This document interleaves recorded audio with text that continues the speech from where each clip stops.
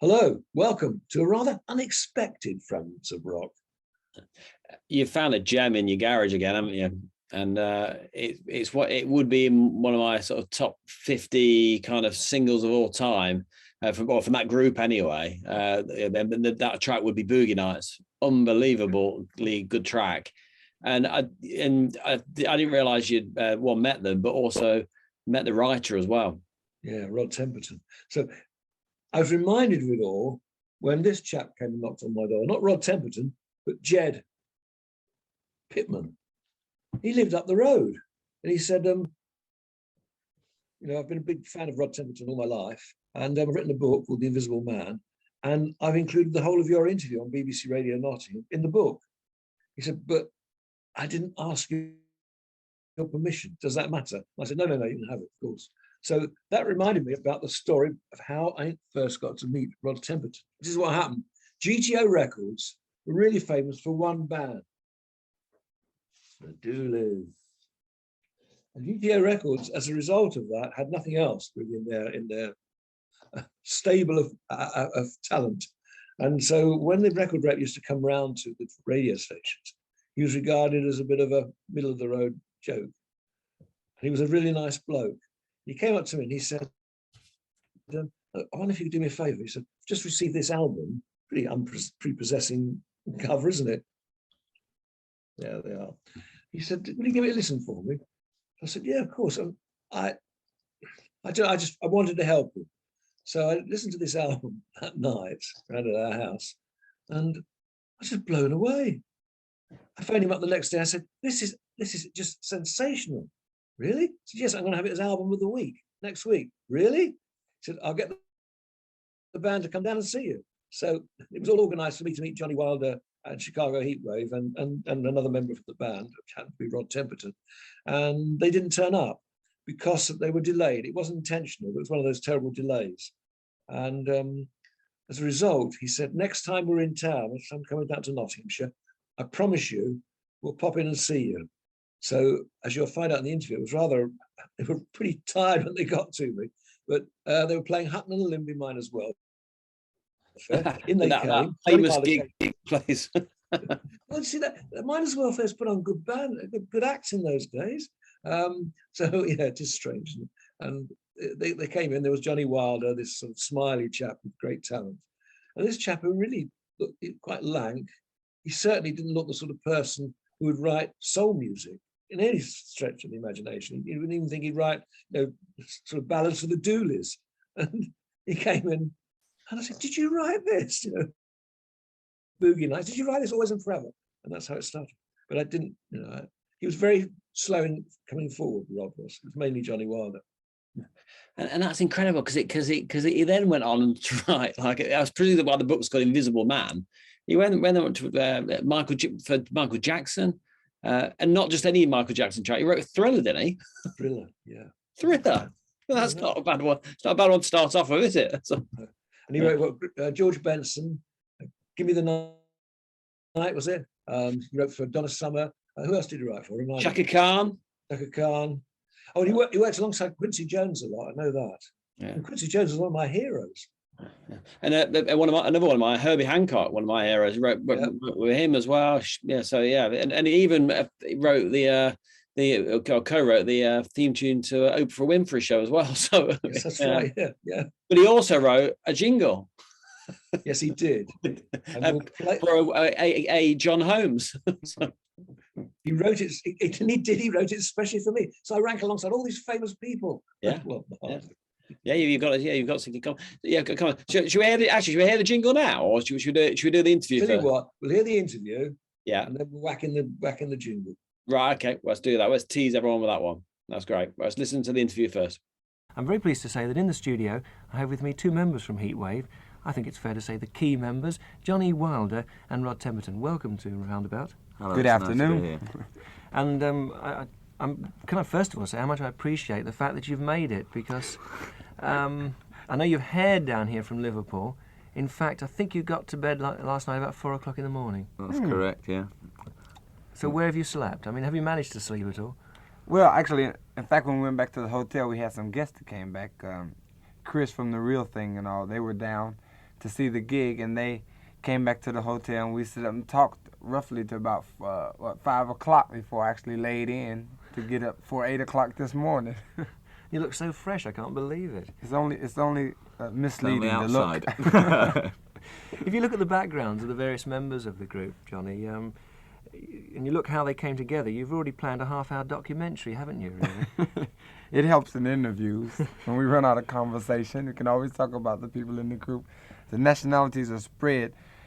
It wasn't intentionally done originally. It's just the idea came about when I was in Europe looking for different members to take the place of original members who left the original Heatwave. The idea came that it would be a nice thing if we could have a totally international group producing the same type of sound. What exotic country is Rod from, then? Great place. Britain, the best. A fantastic resort area called Cleethorpes. Cleethorpes is very fine. It is but nice. not It is long. nice. Yes. It is nice. Yes, I asked this for the obvious reason that we have Rod with us, Rod Timberton, and he wrote every song on this album. So how much influence has the songwriting been on the overall sound of the band?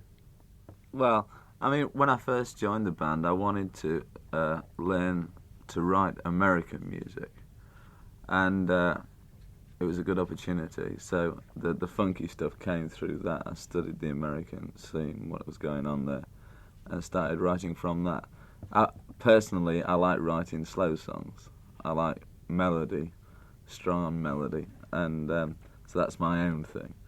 So the writing is become varied through that. I think that, you know, I like both sides of the market, and I know that I'm working with a singer that can sing both sides of the market.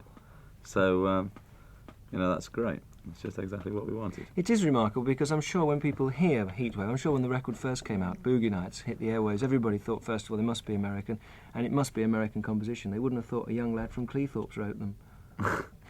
Well, there you go. I mean, I don't want to down Cleethorpes, but you know, people love to put things into boxes, and they'd have said that was definitely American. Yeah, well, I mean, I've always preferred American music and American writers, in fact. So I guess that my influences come from over that side all the time.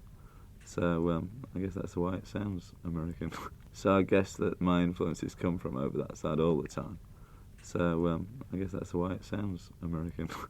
You've played the area before, haven't you, Johnny? Here In Nottinghamshire. Yes, we have. We've also tried to make an interview at BBC Nottingham before we were late for. That's right. We had bad luck, but we made it today. Yeah, and I'm very grateful you did. You're at Hucknall and Limby Miners Welfare this evening. You've been there before as well, haven't you? Yeah, it's a good gig. That I like. It's not like it sounds. I mean, you would get the impression of one place. I mean, if you're not from here anyway. But it's a nice hall, and the people there were really nice. The stage is nice and big. We can cut loose a bit on the stage. A lot of the stages we play on before in England, the things we can't do because we don't have the space a lot of times. Not that we're all that big in what we do, but we like to let loose with a bit more space. But this place has got a nice hall, nice stage. So just to reaffirm it, that this group were doing small miners' welfare, doing miners' welfare, sort of small gigs. Yes. You were one of the first people to play the album. Probably the first, yeah. Probably the first, and that wasn't the only albums that your shows played the first. So just give us a top 10 of a few people that you probably played first. Well, we were very early with Roxy Music. I know that because we were offered the chance of putting them on at BBC Radio Nottingham liked to take this band Roxy Music. I can't remember if it was £125 or £75, but certainly it was a knockdown price. So we were offered that. I think I was the first to play Moving Ways by Focus because I'd been in Holland, heard the album, and they hadn't come to Britain by then. So I was offered that one as well. And BBC Radio Nottingham was offered that as a gig. In both cases, they turned it down. They didn't think that BBC should be doing that sort of thing. What else? There's little tracks like I remember playing Telegram Sam by Mark Bolan. It arrived on my desk. We put it in straight away. It was a promotional copy. So the other stations were sort of high. I suppose they had to wait until they got clearance. But I was the person in charge of music, so I gave clearance straight away. So if an album or something ran on my desk that day, I could play it that day. And, I do remember this because I remember when I used to come in to watch you record the shows, and then I used to have to log the music on the thing for you. But one of the pluses was I got to open up I remember they used to come in these brown envelopes, these cardboard envelopes, these new singles, and I remember opening up. It was It Takes Two by DJ Easy Rock or something like that, and I listened to that and I thinking this is going to be big, and it became it was one of those things where I was listening to real new music. It was before anyone else was listening to it. It was incredible. I remember Bartman Turner Overdrive arriving on the Saturday morning. Program Extravaganza went out on the Saturday morning. I opened it up. We hadn't got an opener, and I said to Ashley, "This is the one we start with. You ain't seen nothing yet." Wow. Absolute gift. Opened the Telegram Sam as well. Yeah. Brilliant. And so get back to Heatwave, just get there. So what were they, I'd always like to know what they're like, because I think people, you've met some really famous people, but so what were they like? Johnnie is just what he looks like on the cover. I mean, if you've seen pictures of Johnnie Wilder, there he's sort of happy lad, and that's what he was. He was just a smashing guy, but very talented. He gathered together this new Heatwave of artists from all over the world, including from England. Rod Timberton. He was very proud of Rod, and he had every reason to be, because of course Rod wrote all the tunes. But that Rod Timberton, I mean, I don't know how to describe him. He was just a nice, unassuming, and definitely unassuming guy, quite shy, and really he looked as they worked for an accountant over a chip shop. You couldn't possibly have written songs for the Dooleys, let alone for things like Boogie Nights, which is black soul, but he did. Yeah. Interesting. So the big jingle then, and this is class. This is really class. I think it's even more class than it perhaps probably was then, because sort of that kind of this kind of music's sort of in vogue at the moment as well. So it just sounds clean, fresh, and it must have taken them some time to do, because if you listen, it's produced. It's a real honour. Yeah. Wow. So what was your reaction when you heard it? I just couldn't believe it. I thought I was just so flattered that they'd do that for me. It was a lovely way of saying thank you. Heatwave here to let you know you are tuned to John Holmes Show, station that is getting down. Radio Nottingham, best in town. On 197. Wow. I mean, that just to hear it again, I was so lucky, wasn't I? Again, gathering dirt in your garage. See you during the next edition of Fragments of Rock.